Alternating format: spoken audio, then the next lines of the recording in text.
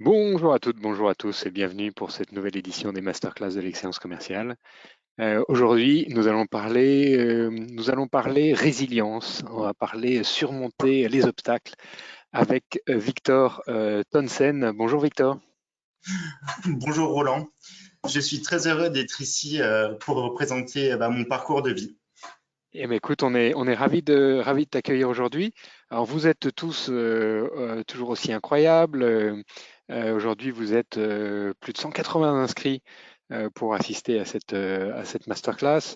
La semaine dernière, vous étiez également très nombreux pour écouter Jérôme Barran, le fondateur de l'Institut d'agilité des organisations, nous parler de comment mesurer son agilité. Je vous invite à retrouver cette masterclass sur notre chaîne YouTube. Vous y retrouverez également le concept du manager bricoleur, qui est plein d'enseignements. Voilà, une image que Jérôme Barran a pu filer tout au long de sa masterclass. Voilà, vous la retrouvez sur votre plateforme de podcast préférée ou sur YouTube.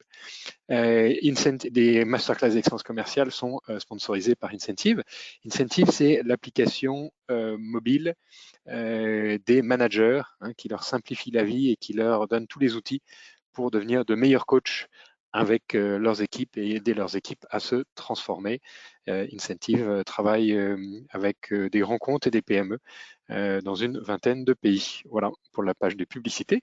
Est-ce que, Gloria, tu peux nous faire le portrait de Victor, de notre invité d'aujourd'hui? Avec plaisir. Victor Dronsen, prodige dans le cyclisme depuis petit. À 9 ans, tu te qualifies au championnat du monde de BMX aux Pays-Bas en 2004.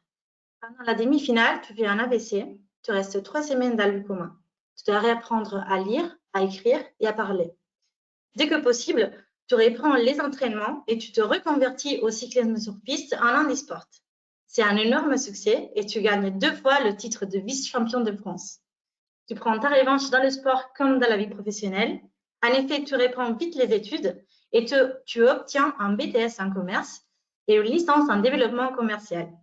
Tu travailles actuellement dans l'entreprise familiale Tonsen Trading avec laquelle tu as créé Moxo, un triporteur électrique pour personnes en situation de handicap, et tu es également engagé dans l'association Lions Club. Tu nous fais l'honneur de ta présence et c'est un plaisir de t'accueillir aujourd'hui. N'hésitez pas à poser vos questions dans l'espace questions. Alors, quelle aventure, hein. 9 ans, prodige de BMX. Tu fais les championnats du monde à 9 ans, c'est incroyable. Et puis là c'est l'accident. Pour déjà faire les championnats du monde, c'était un rêve. J'ai commencé le bicross quand j'avais 4 ans. Je suis 3 fois champion de la région Centre, 3e de France, 9e d'Europe. Et les championnats du monde, c'était un rêve. Et à 9 ans, atteindre les demi-finales des championnats du monde, waouh! Et tout s'écroule à cause du stress, de la fatigue et de la pression artérielle. Mon artère a explosé, ce qui a répandu du sang dans mon cerveau. Comme le dit Gloria, je suis resté à peu près 3 semaines dans le coma. Et les séquelles, donc j'étais hémiplégique côté droit. Je ne pouvais plus parler, ni lire, ni écrire. Après mon accident, j'ai tout de suite voulu reprendre l'école, mais je ne pouvais pas parler, m'exprimer, et c'était très compliqué. Et vraiment, tout au long de mon parcours scolaire, je me suis battu. Je me suis battu avec les valides pour pour avoir mon bac STG et pour ensuite avoir mon BTS et puis ma licence. Et aujourd'hui, je suis très fier d'avoir créé cette marque de triporteur électrique, la marque Moxo. Et le mieux, c'est que ça marche. Ça marche.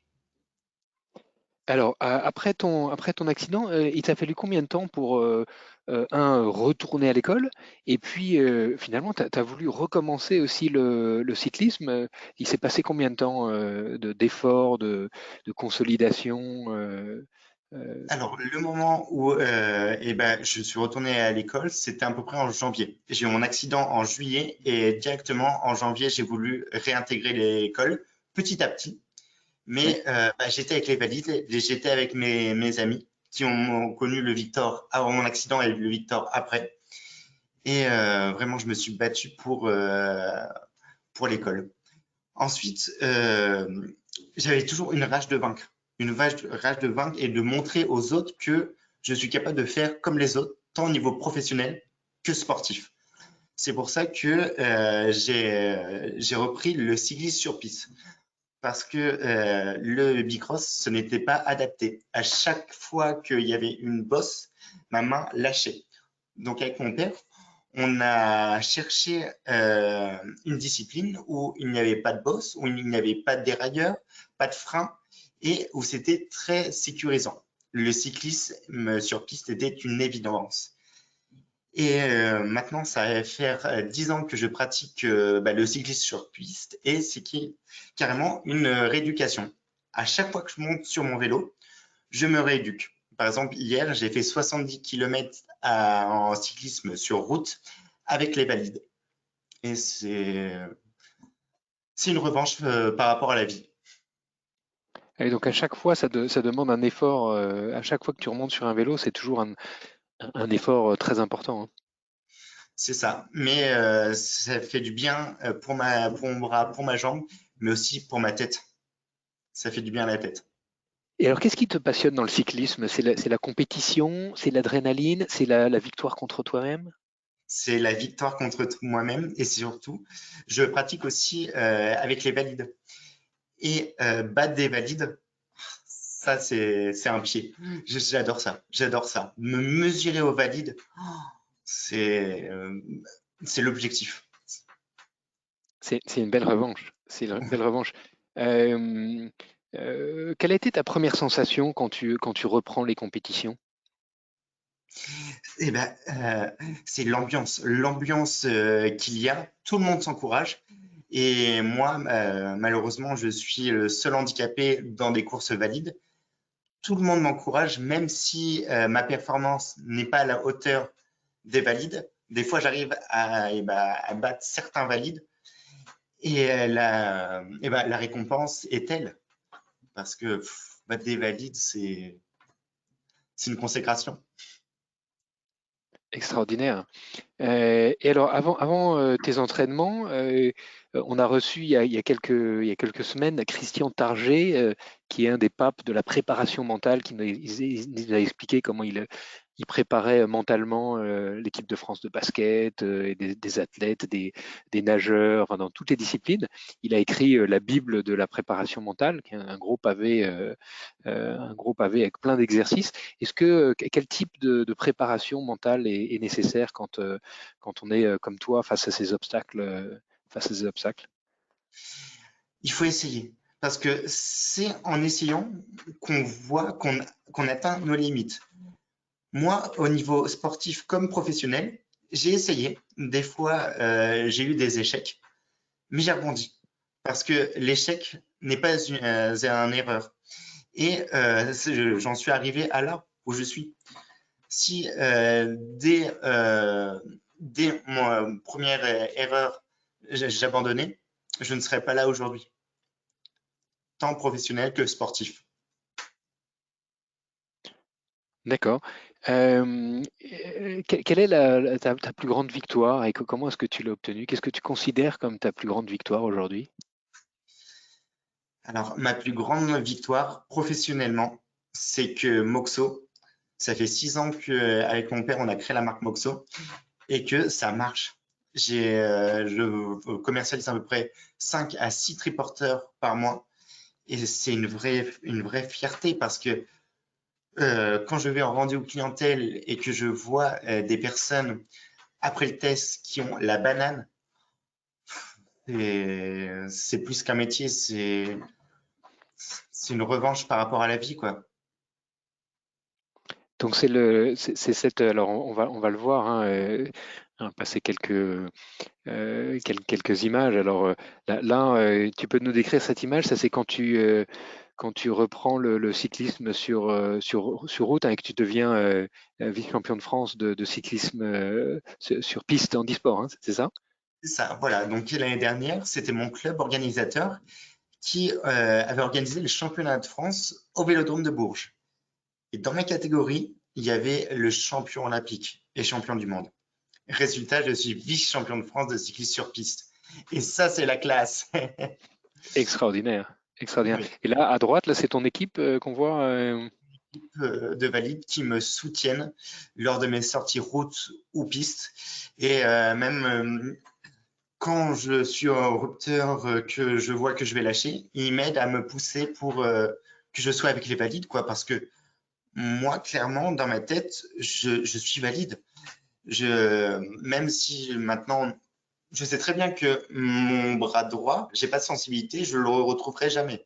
Et que je boiterai toute ma vie, mais faut rebondir. Faut rebondir parce que sinon, on n'avance pas. Et c'est pour ça qu'il faut savourer la vie parce qu'on ne sait malheureusement pas ce qui va arriver demain. Il faut savourer la vie et je la savoure. Et on la savoure avec toi aujourd'hui, avec ce beau témoignage. Et alors là, tu nous as partagé aussi quelques photos des aménagements sur ton vélo hein, pour faciliter, pour mettre tout sur la main gauche, c'est ça? C'est ça. Donc en fait, j'accroche ma main droite à mon guidon et après, elle ne bouge plus. Et je change de vitesse de plateau frein avant, frein arrière, tout de la main gauche. Concernant mon hydratation, j'ai un sac, un camelback qui permet de boire parce que je ne peux pas lâcher ma main gauche. C'est elle qui dirige. Ma main droite est, oui, spectatrice, mais voilà, elle est là. Ah oui, donc tu peux pas lâcher une des deux mains sur ton C'est guidon, et ça. donc tout a été Voilà, conçu pour que tu puisses piloter tout avec la main gauche, hein. c'est ça, l'aménagement, c'est ça. Et alors, ces aménagements, tu les as aussi pensés pour ton environnement de travail? Tout à fait. Donc, je suis commercial, je me déplace dans toute la France. C'est pour ça que j'ai une voiture adaptée où j'ai envoyé des photos. Alors, ça, c'est mon lieu de travail avec une souris qui est adaptée à ma pathologie où en fait, j'arrive à manier avec ma paume et diriger avec mon clavier. Je fais tout de la main gauche. Concernant ma voiture, on peut remarquer qu'il y a une télécommande avec euh, un bouton qui me sert pour les clignotants, les phares et les essuie-glaces. Et j'ai des pédales inversées. C'est une voiture automatique avec la pédale d'accélérateur qui est à gauche et non à droite. Mais sinon, je fais tout comme les valides. Merveilleux. Et donc là, c'est toi qui as conçu aussi ces environnements, qui a travaillé avec les entreprises spécialisées pour adapter ces environnements? Voilà, c'est la médecine du travail qui est venue pour analyser ma posture et qui a déterminé ces aménagements. Oui, Alors dans l'univers sportif, on parle beaucoup, et dans l'univers managérial aussi, on parle beaucoup de coach, hein, de coach. Comment est-ce que tu travailles avec ton coach? Je crois que ton coach, historiquement, c'était ton père. Est-ce que c'est toujours ton père? Quel est votre rapport? Quels ont été les moments clés, et comment est-ce qu'il t'a aidé à donner le meilleur de toi-même? alors c'est très simple. Après mon accident, mon père, euh, il me pousse dans tout ce que je fais, tant professionnellement que sportivement. Professionnellement, moi, j'ai de l'aphasie. C'est quoi l'aphasie? J'ai la phrase dans ma tête, mais je n'arrive pas à la sortir. Et pour lutter contre cette aphasie, eh ben, il faut parler, parler, parler, parler. C'est pour cela que je fais beaucoup de conférences pour parler de mon parcours de vie. Au début, j'étais terrifié parce que de parler devant 200 personnes alors que j'ai de l'aphasie dans un micro, c'était compliqué. Mais au fur et à mesure, au fil des conférences, maintenant, je me sens à l'aise et mon aphasie a disparu. C'est pour ça aussi que je fais partie maintenant du Lions Club. Le Lions Club, c'est un club de service et je fais beaucoup de conférences au Lions Club pour relativiser mon handicap et avoir un discours optimiste, un discours positif. Et au niveau du Lions Club aussi, des familles dont l'enfant est handicapé et qui n'ont pas les moyens d'acquérir un triporteur, le Lions Club peut financer un triporteur. Et ça, c'est une consécration. Et, Et oui, et le alors, sportif, quand tu... oui, côté euh, sport, après un accident, je pratique le cyclisme sur piste et je me pose pas de question en fait de dire est-ce que je vais suivre les autres. 60 km, c'est long. Non, non, non, non, non, c'est ma rééducation. Je le fais, je sors de ma zone de confort. Je sors tout le temps de ma zone de confort pour m'améliorer. Extraordinaire. Et alors, 9 ans après ton combat, tu dois réapprendre à lire, à écrire, à parler.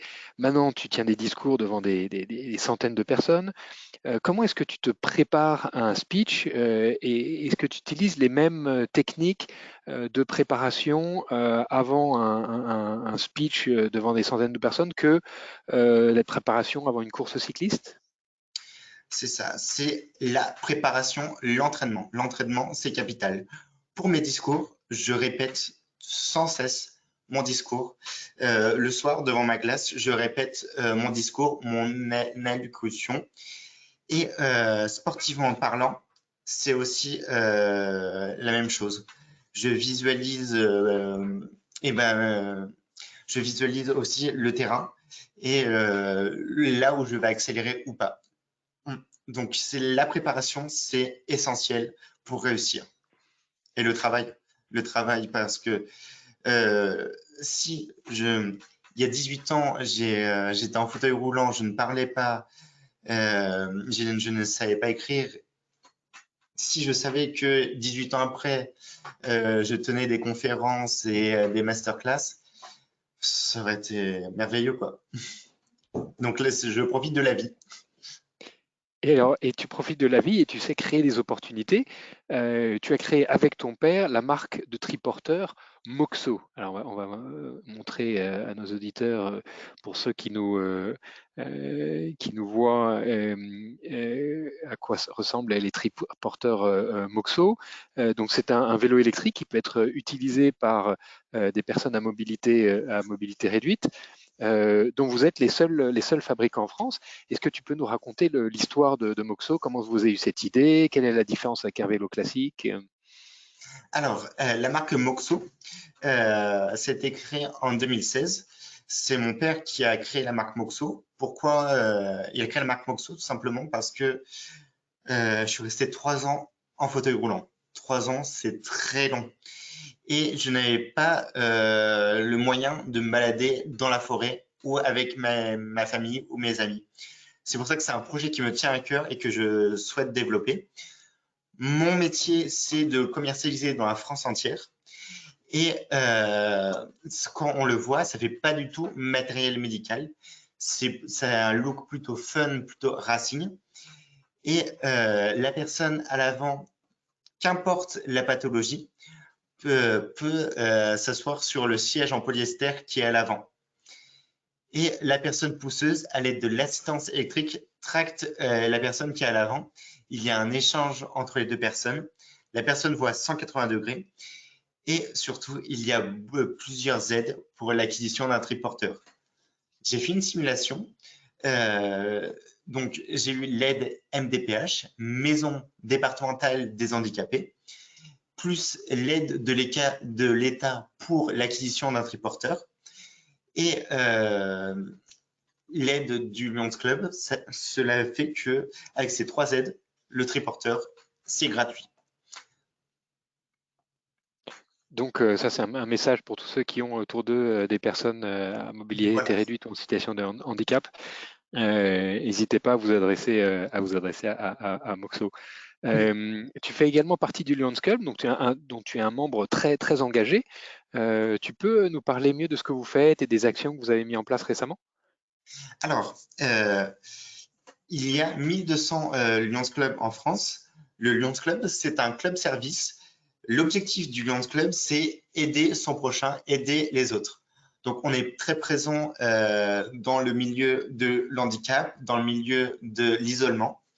il y a 2 mois, on a fait une marche contre le cancer où j'étais présent. Et le Lions Club aussi m'aide beaucoup pour développer ma marque. Et alors, tu dégages une énergie incroyablement positive. Quels sont tes prochains objectifs, Victor? Alors, mes prochains objectifs déjà sportifs, c'est les championnats de France. Les championnats de France en e-sport sur piste, ça va être au Vélodrome de Roubaix. C'est d'accrocher une médaille. Le niveau est relevé parce que donc il y a le champion olympique, le vice-champion du monde et une personne qui a fait les Jeux paralympiques à Rio et à Tokyo. Moi, mon objectif, c'est de faire ma place. Même si je vais me battre, je vais mettre toutes les chances de mon côté pour atteindre mes objectifs. Côté sportif, côté professionnel, c'est vraiment que Moxo, ce sera une marque vraiment très visible et même en Europe. Ça veut dire que qu'il y aura des revendeurs en Espagne, aux Pays-Bas. C'est l'objectif, ça. Eh bien, écoute, voilà, c'est des très très beaux objectifs. Pour terminer cet entretien, ça passe très vite, ça passe trop vite. Tu as une phrase qui te tient particulièrement à cœur et que tu voulais partager avec nous. Voilà, c'est que l'handicap, ce n'est pas un frein, mais plutôt un moteur. Parce que si je n'avais pas eu cette pathologie, je n'aurais pas créé tout ce que j'ai fait actuellement. Le handicap n'est pas un frein, mais un moteur. Quelle leçon, Victor. Un immense merci pour ta présence avec nous.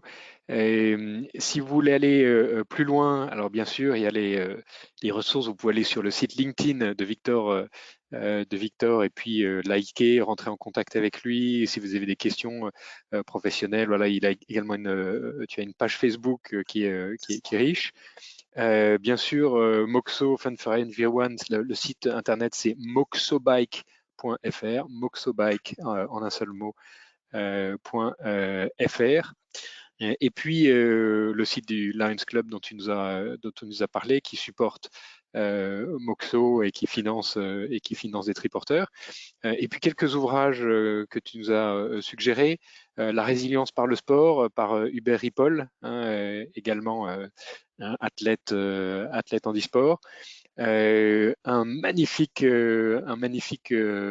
documentaire de Netflix, hein, qui s'appelle Rising Phoenix, l'esprit paralympique, hein, sur des athlètes tout à fait hors normes. Rising Phoenix, le documentaire sur Netflix sur les Jeux paralympiques. Et puis un livre sur la résilience de Steve Magness, Why We Get Resilience Wrong and the Surprising Science of Real Toughness. Voilà, quelques ouvrages pour aller plus loin. Et si vous avez des questions, n'hésitez pas à les poser directement sur l'interface de GoToWebinar et Victor sera ravi d'y répondre. Alors, est-ce que, Gloria, on a quelques questions de nos auditeurs aujourd'hui? Oui, on a beaucoup de questions. La première de Rafika. Tout d'abord, je vous félicite pour votre courage et votre résilience. Bravo. Ma question est, qu'est-ce qui se passait en vous? 2 ou 3 choses qui vous ont le plus boosté pour que vous soyez aussi déterminé et aussi entreprenant. C'est la famille. La famille, c'est un moteur, c'est un noyau et c'est grâce à eux que j'en suis là aujourd'hui. C'est dans Christensen, donc on est 45. Il y a mon père, ma mère, ma sœur, 3 de mes cousins. On connaît le caractère de l'autre. On se fâche beaucoup, mais on avance. Et sportivement, c'est aussi le club. Voilà. Dans ta vie, tu as participé à des compétitions classiques et ensuite en handisport. Est-ce que tu as des remarques, des différences, par exemple, dans l'esprit de compétition? Question de Franck. Alors, c'est vrai que dans les compétitions handisport, on est très heureux de se retrouver. C'est un peu comme une grande famille et où on fait du vélo avec nos copains. Alors que les compétitions valides, c'est plus la gagne, la gagne, la gagne. C'est moins famille. Question de Louise. Quels sont les aménagements que tu penses doivent être présents dans chaque entreprise? Alors, c'est la médecine du travail qui détermine les aménagements pour les personnes qui sont en situation de handicap. Après, il y a beaucoup d'aides pour l'intégration des personnes en situation de handicap. Pour une entreprise privée, au bout de 50 salariés, il faut qu'il y ait une personne qui est reconnue par la MDPH, Maison départementale des handicapés.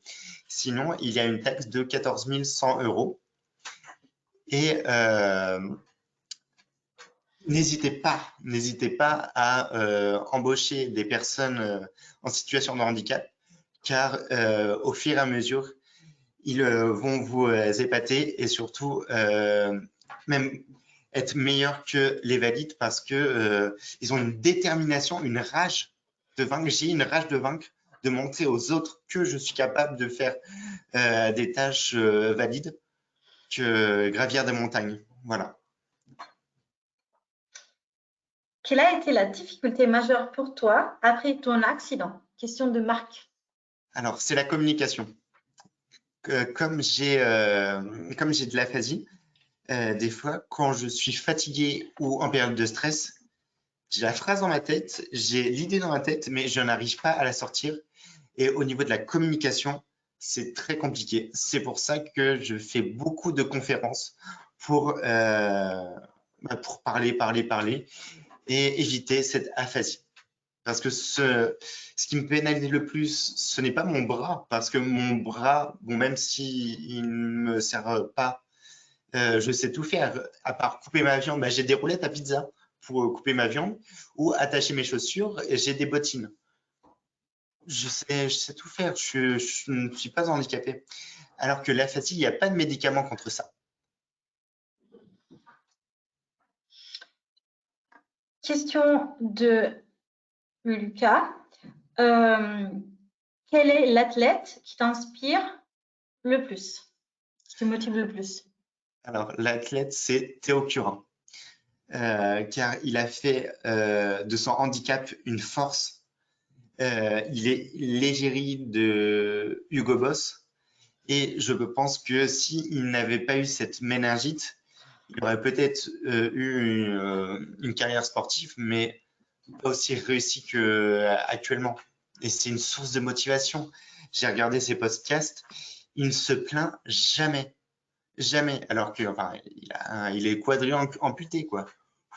À côté, moi, j'ai mes 4 membres, j'ai un petit problème de la main droite, mais c'est rien, quoi. C'est pour ça que je ne me plains pas.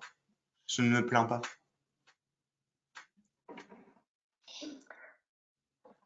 Question de François. Quels sont les obstacles, les situations qui peuvent créer un obstacle pour des personnes en situation de handicap que tu remarques le plus souvent dans tes échanges avec d'autres entreprises ou dans ta vie? Alors, c'est au niveau de l'éducation. Des enfants qui ont une pathologie soit psychique, soit moteur, malheureusement, par rapport à d'autres pays, ils ne sont pas assez aidés pour réussir.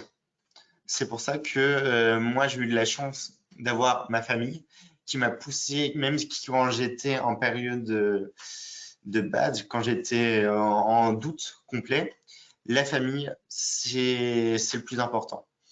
Donc, c'est ça l'objectif. Parfait. C'est terminé avec mes questions. D'accord. Eh bien, Victor, un immense merci pour ce bouleversant témoignage. On va rester avec ta magnifique phrase, le handicap, c'est pas un frein, c'est un moteur. On sent toute l'énergie, toute la passion qui t'anime.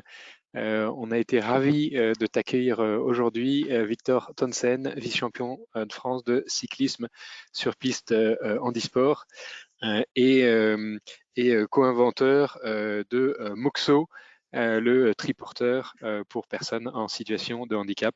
Un immense merci et bravo Victor pour ce super témoignage.